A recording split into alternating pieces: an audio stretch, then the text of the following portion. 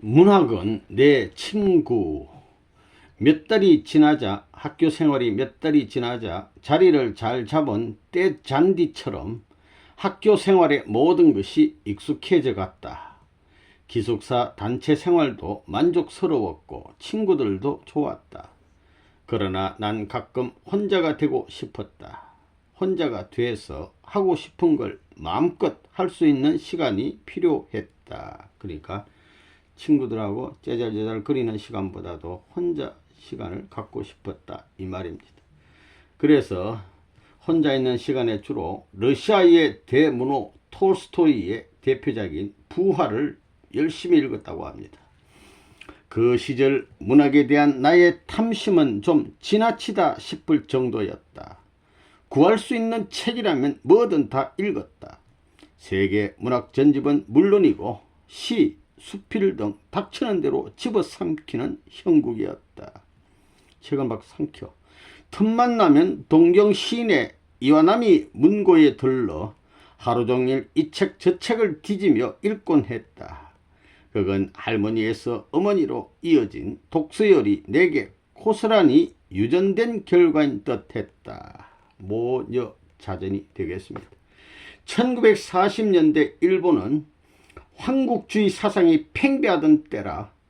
황국주의는 천황 중심으로 대외 확장 이데올로기, 황국주의 사상이 팽배하던 때라 문학도 국수주의를 내세운 내선일체를 주장했다. 순수한 시각으로 쓰여진 서정적인 글들은 모두 쓰레기 취급이었다. 일본이 제일이라고 찬양하는 글들만이 인정받았다. 자연 편협된 시각으로 다루어진 글만이 출판됐다.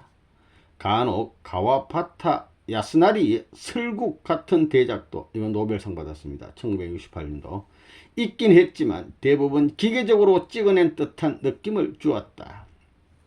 글에 정서가 빠져 있으니까 속 없는 찐빵처럼 무미할 뿐이었다.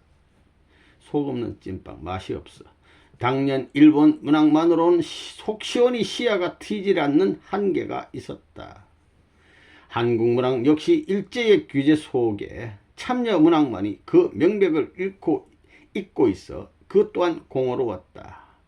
그런데 러시아 문학은 달랐다. 우리 한국도 일본 놈들이 얼마나 간섭하시는지 현실 비판, 사회개혁 그런 문학이 있었다 이 말입니다. 톨스토이의 부활, 안네 카레니나 전쟁과 평화, 도스토옙스키의 죄와 벌, 악령, 안톤 체흐베의 생애, 투르게네프의 소설 등은 러시아의 역사, 자연, 사랑을 실제로 보는 듯 생생하게 다가왔다. 특히 이런 러시아 문학은 우리 민족과 일맥상통하는 점이 있어 이내 감동의 물결 속으로 빠져들었다. 오래도록 그 제목만 들어도 감동의 잔상이 파도처럼 일어나곤 했다. 하여튼 많은 책을 읽었고 러시아의 이 귀한 책들에 깊이 많은 감동을 받은 것 같습니다. 그런 학교 생활 중에 나는 한국인이다. 1942년 12월 8일 아침 기숙사 식당은 식사 중인 학생들로 한창 북적이고 있었다. 그런데 그때 갑자기 스피커를 타고 찌지직 삐 하는 잡음이 흘러나왔다. 교내 방송 시간은 아직 멀었는데 무슨 일일까? 다들 의아해 씹던 음식을 입에 문 채 스피커가 설치되어 있는 쪽으로 시선을 모았다. 아나운서는 다급해 숨이 찬 듯한 소리로 말했다. 속보를 알려드립니다. 우리 일본 대일본 제국이 진주만 공격에서 승리를 거두었습니다. 이에 우리 일본은 다음 역사적 과업을 이루기 위해 오늘부로 대동아 전쟁이 시작된다는 걸 알려드립니다. 하고 교내 방송에 이런 것이 나왔다고 합니다. 전쟁이 이제 본격 시작된 것입니다.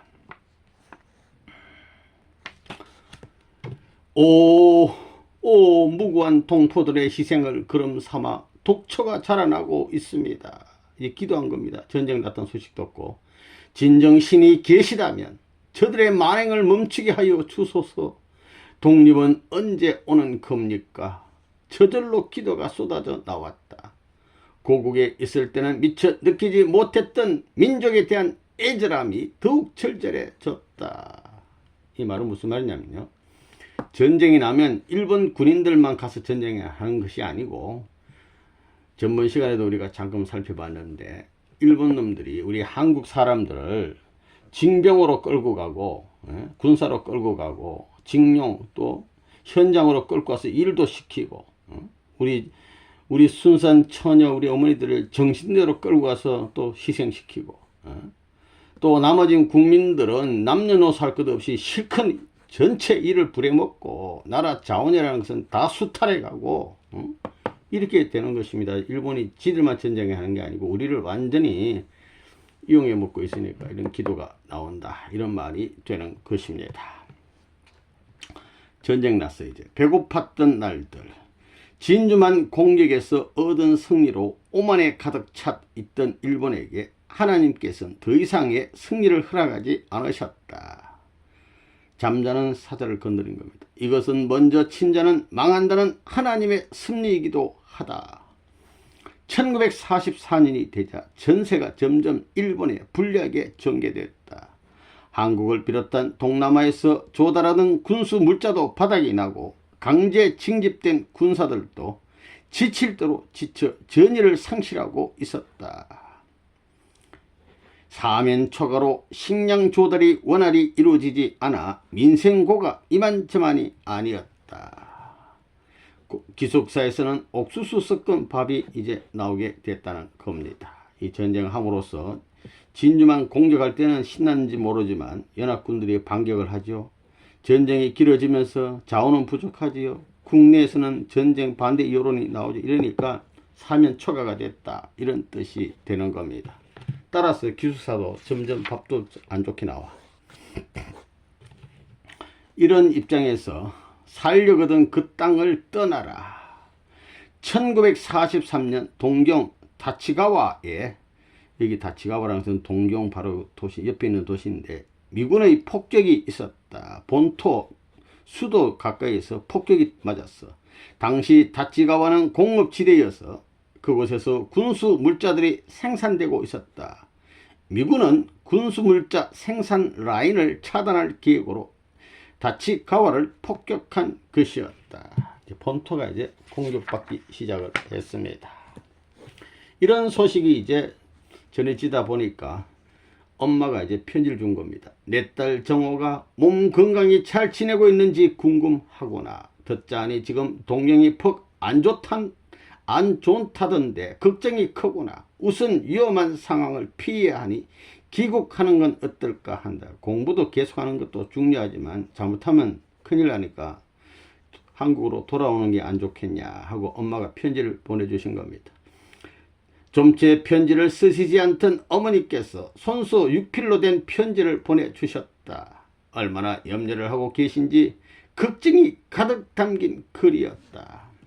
이 편지 다 받고 나서 생각해서, 전장에서 살고자 하면 죽고 죽고자 하면 산다고 합니다.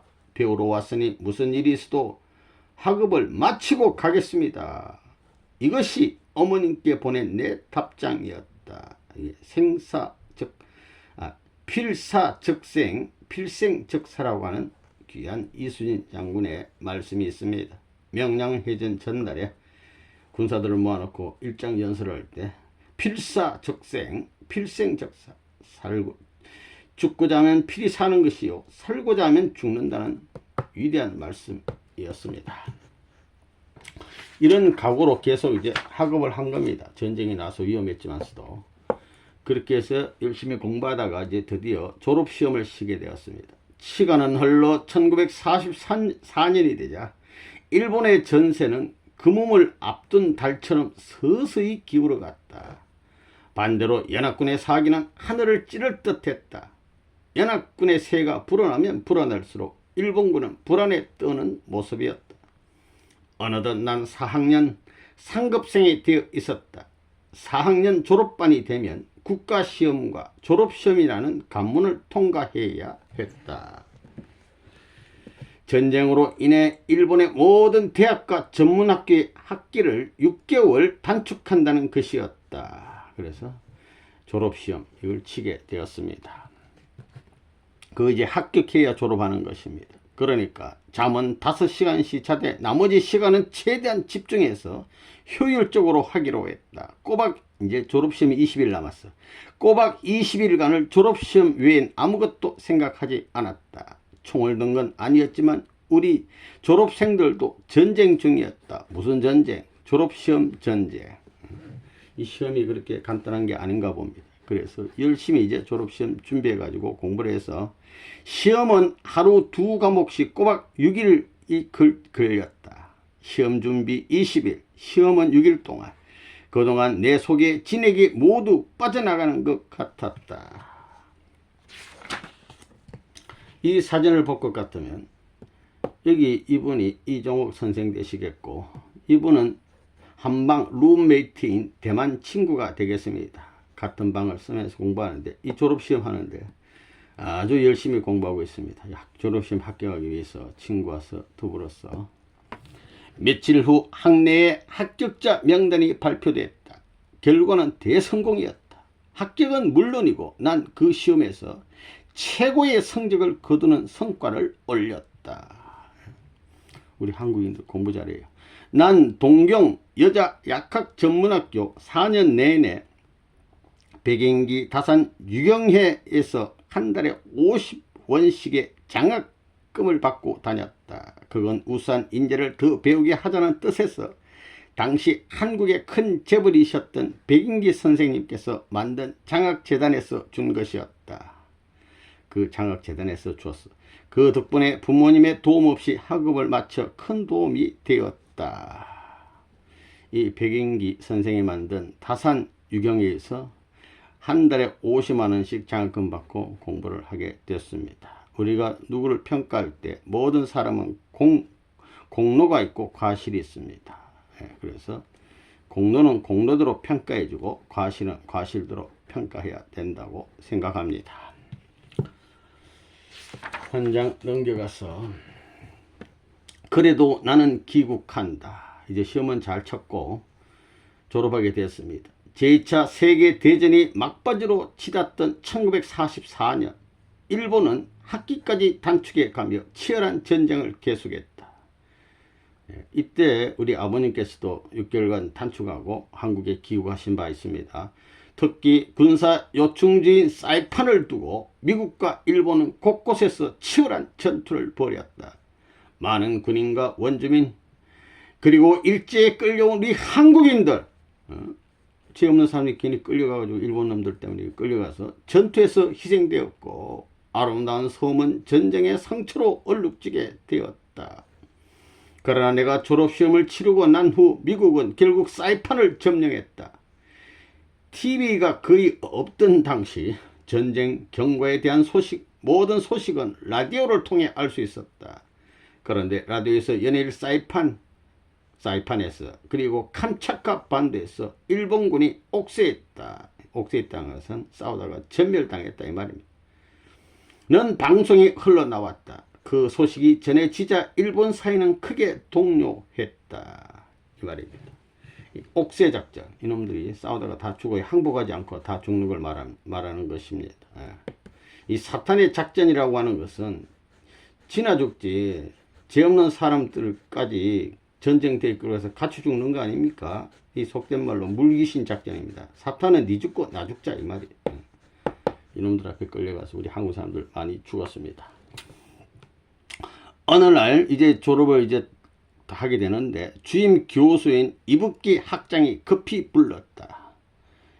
니시모토상, 우리 이종호 선생님 일본 이름이 니시모토인가 봅니다. 니시모토상, 자네에게 정말 좋은 소식이 있네.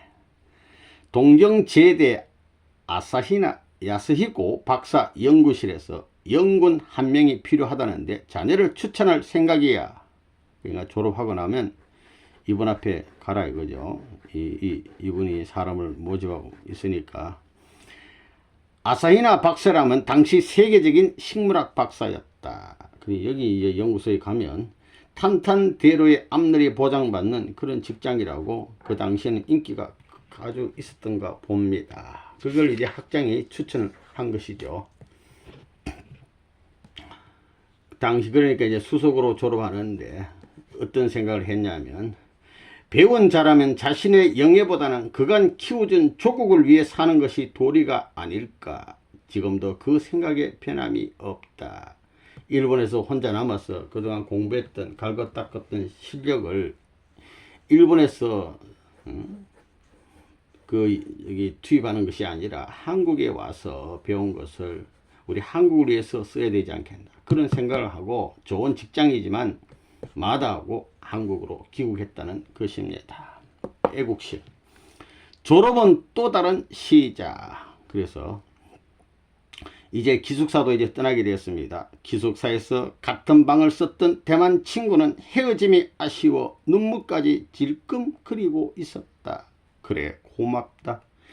우리 이제 언제 다시 만날지 모르지만 여기서의 추억은 잊지 말자. 짐 정리를 하는 채 감정을 추스리던 나도 참지 못하고 그만 왈칵 눈물을 쏟아내고 말았다. 당시 대만도 일본의 식민지였기 때문에 우린 동병상련의 마음으로 쉽게 가까워졌었다.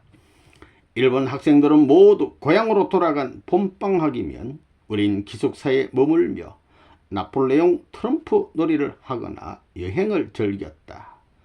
후지산 자락 5대5호 중 한 곳에서 보트를 타던 일이며 싸구려 각기 우동을 사 먹던 기억들이 되살아났다. 그 친구와의 그 추억들이 생각이 났습니다. 그 친구 역시 문학을 좋아해서 서로 경쟁해가며 책을 읽곤 했었는데, 짐 정리를 하던 나는 그녀가 탐내던 야, 저 책 나도 한 권 있었으면 하는 책이, 그 친구가 생각했던 친구를 문학책 한 권을 이별의 선물로 주었다. 내가 선물로 내민 책을 보자 대만 친구는 감정이 벅벅 치는 듯 소리내어 울며 말했다.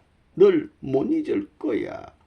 책을 건네던 우린 다시 한번 부여잡고 어린애 마냥 울어댔다. 학창시절 3년을 지낸 정을 두고 떠나려니 서운함이 이루 말할 수 없었다.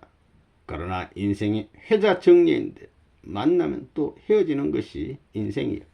거스릴 수 없는 일 아닌가. 누구나 한 번은 꼭 헤어져야 하는 것을 이 친구하고 헤어지게 되었습니다.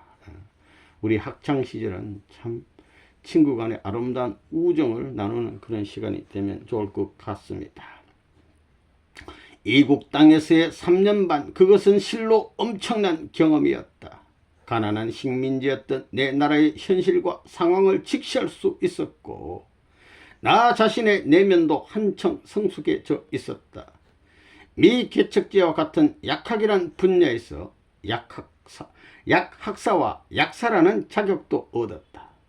이 기간 동안 엄청난 분량의 문학을 습득한 것도 내 인생의 큰 성과였다. 이곳에서 내 앞날의 나침판을 구한 것과 같았다. 내 앞날의 나침판을 이제 구했어. 그러나 무엇보다도 가장 큰 소득은 지식 수준이 비슷한 친구들과 함께했던 추억이었다. 생각의 높이가 같으니 대화에 재미가 있어 시간 가는 줄 모르고 어울렸다. 자연히 서로 간 이해의 폭도 커져 가족 못지않은 애정도 생겼다. 젊은 시절의 한 자락을 그들과 보냈다는 것은 정말이지 축복받은 일이었다. 아름다운 학창시절, 인생에 가장 큰 도움이 되는 것입니다.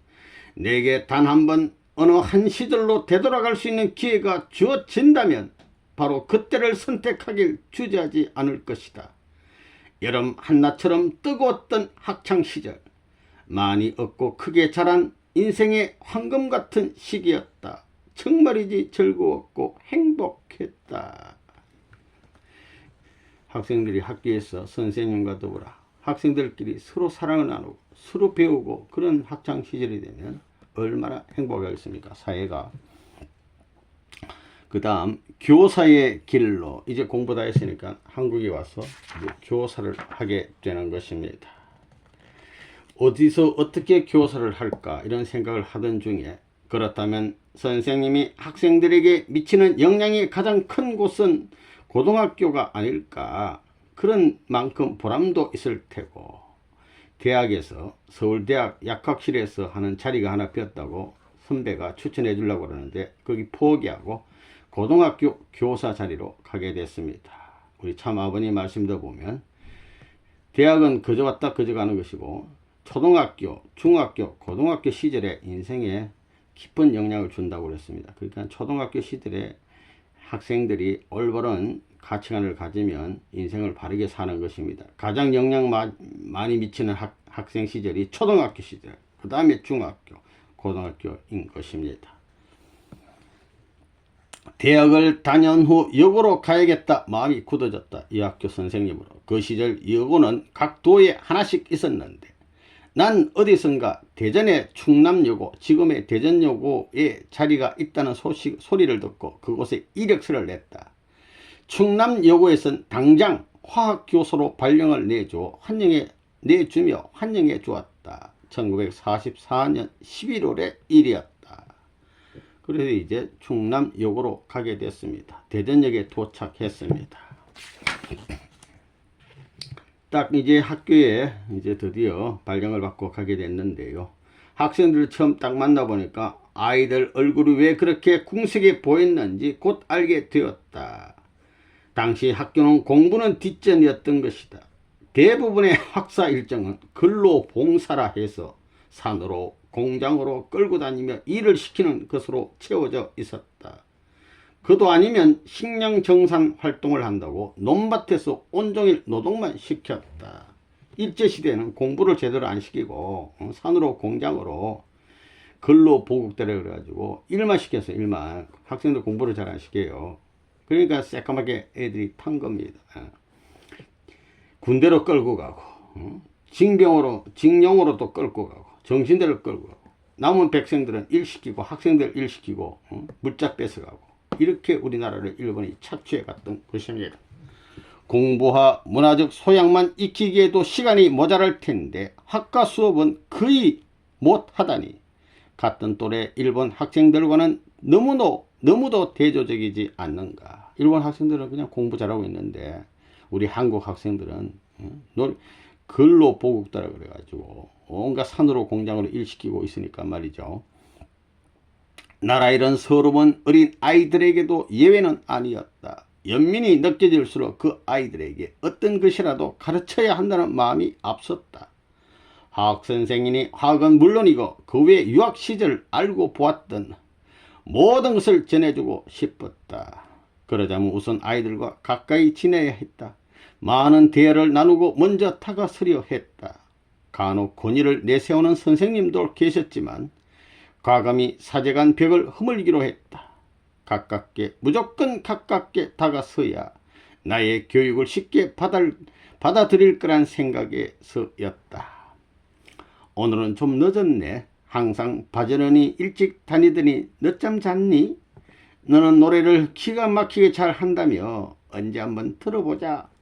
아이들 이름을 모두 외우고 볼 때마다 불러주고 안부를 물었다. 아이들은 부임해 온 지 얼마 안 된 선생님이 자신들의 이름을 이미 알고 있다는 것에 내심 놀라는 눈치였다. 선생님이 저희들 이름을 먼저 알고 불러주는 것만으로도 크게 기뻐했다. 할렐루야. 학생들 이름 알고 불러주면 학생들이 얼마나 가까워지겠습니까? 이렇게 해서 관심을 가지고 사랑으로 대하니까 선생님이 먼저 관심을 주면 아이들은 그의 2배, 3배의 뜨거운 반응으로 답했다. 내가 먼저 주고자 하면 그 이상 받게 된다는 걸 아이들이 가르쳐 주었다. 결국 아이들이 나의 인생 스승인 셈이다. 이 수수장님. 아이들을 통해서 선생님이 배운 게 더 많아, 실상은. 이런 학창 시절이 되면 요즘에 일어나는 학교 생활에 수많은 어려움이 있겠습니까? 없지요. 얼마나 선생님의 역할이 크다는 것도 느끼게 됩니다. 애들아 영화 보러 가자. 하나라도 더 주고 싶은데 줄 수조차 없으니 애가 달았다. 배운 거 좀 나눠주고 싶은데. 조선 총독부, 이게 일제 총독이 근무하는데 조선 총독부를 만들어 가지고 우리나라 내정을 일일이 간섭해 지멋대로 이놈들이 지시하는 겁니다. 조선 총독부에서 우리나라 모든 일을 간섭하던 때 학생들을 가르친다는 건 장갑 낀 손으로 등을 긁어주는 것과 같았다. 이 장갑 끼고 등 긁어주면 시원하질 않아요. 학생들 제대로 가르쳐 줄 수가 없어. 지들 시키는 대로 가르쳐야 돼. 이랬단 말입니다. 뭘 속 시원히 가르쳐주고 싶어도 조선 총독부에서 내려오는 공문에 따라 학사 행정이 이루어지고 있으니 예의치 않았다. 사회 상황이 첫 교사 생활로 열의에 넘쳐나 있는 날 멈춰 세우는 모양새였다. 학생들 가르치고 싶어서 막 열정이 솟아나는데 정책은 이건 못하게 하는 거와 마찬가지. 차츰 화도 나고 맥이 빠졌다. 그러나 해결의 실마리는 미처 예상치 못한 곳에서 왔다. 교사 생활 9개월 만인 8월 15일 해방을 맞은 것이었다. 일본 사람들이 이제 쫓겨가면 우리대로 기억할 수가 있어요. 이렇게 해서 당시 고등학교 4년제로 운영되었기 때문에 몇 개월 후면 졸업을 하게 될 4학년생이 그 대상. 우선 4학년 곧 졸업하는 학생들을 놓고 노동 말고는 배운 것이 없는 아이들에게 정서와 교양을 쌓게 주고 싶어서다. 오늘은 영화 보러 가자. 이제 우리 마음대로 할 수 있어. 교장 선생님의 허락하면.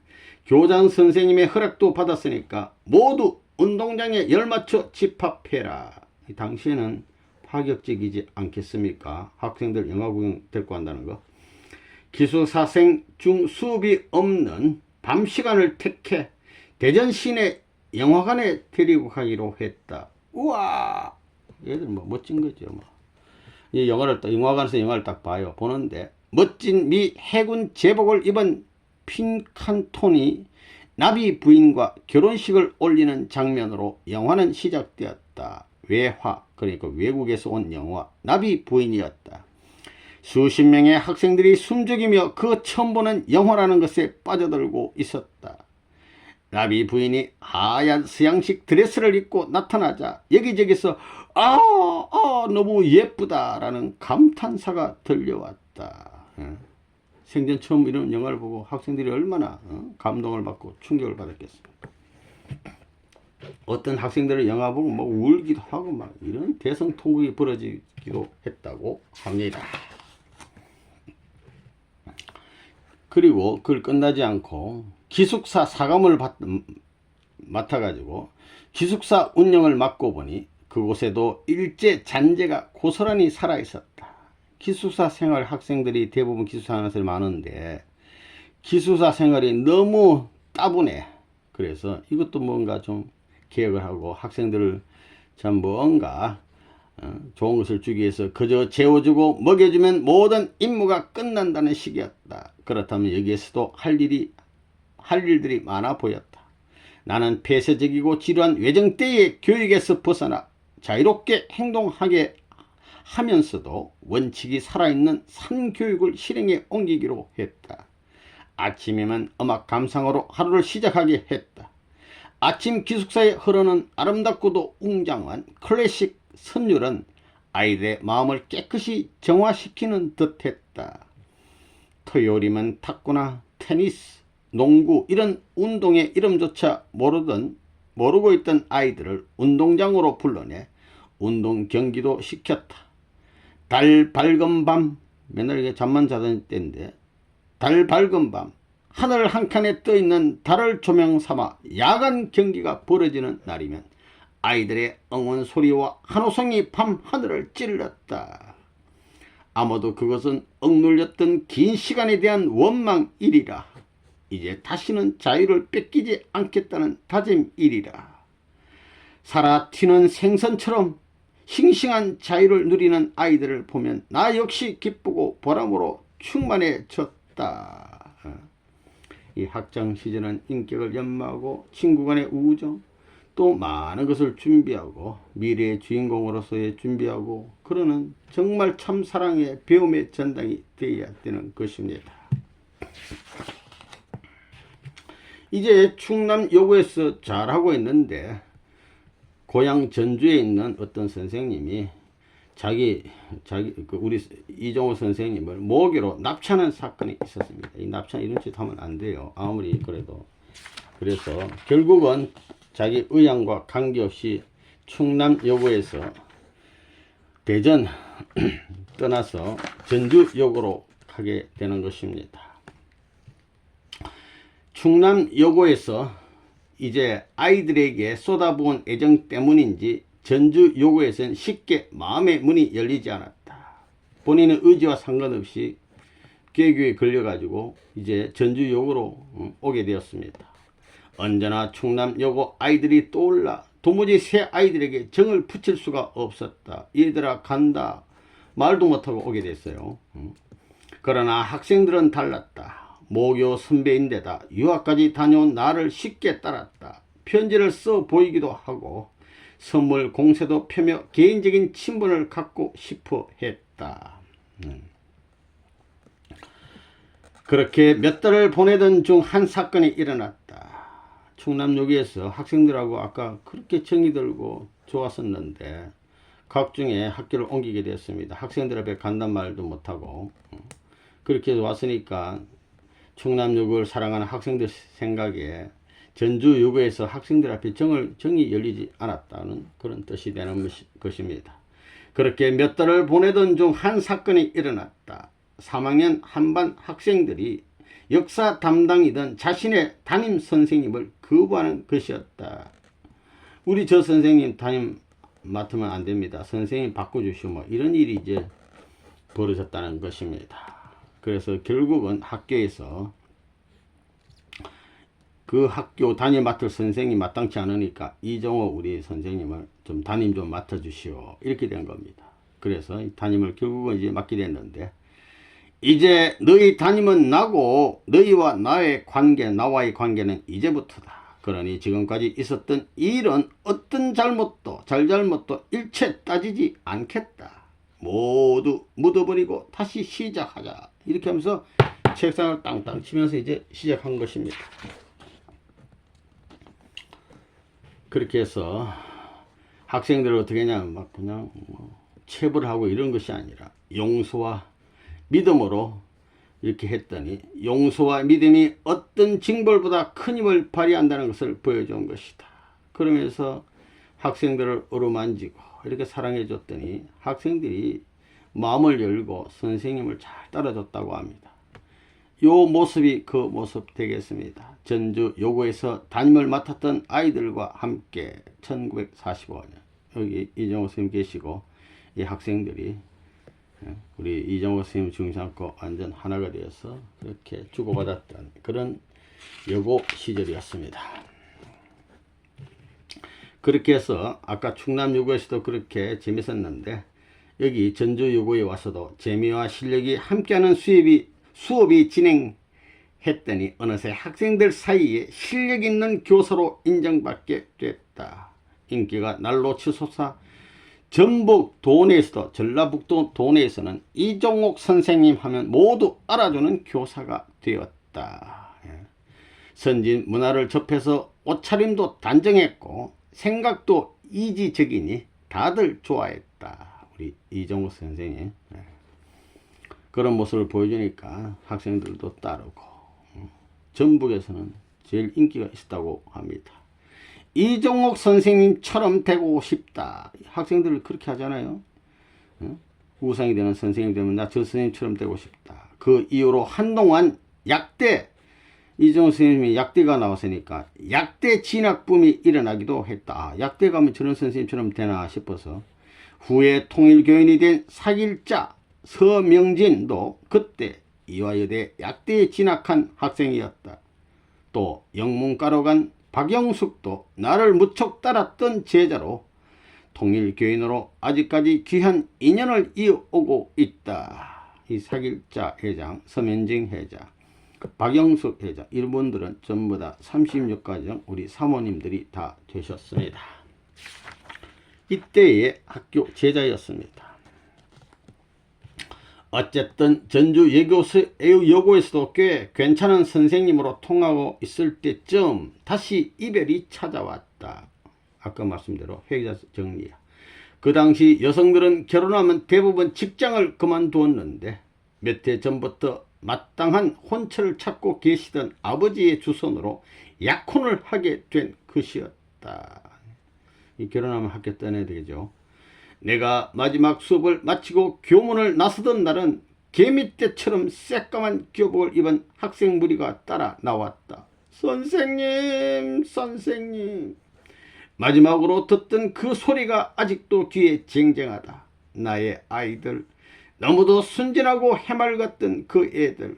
가르치는 일이 얼마나 위대한 일인지, 오히려 내게 가르침을 주었던 교사 시절의 보물들 모두 잘 살고 있는지 궁금하다.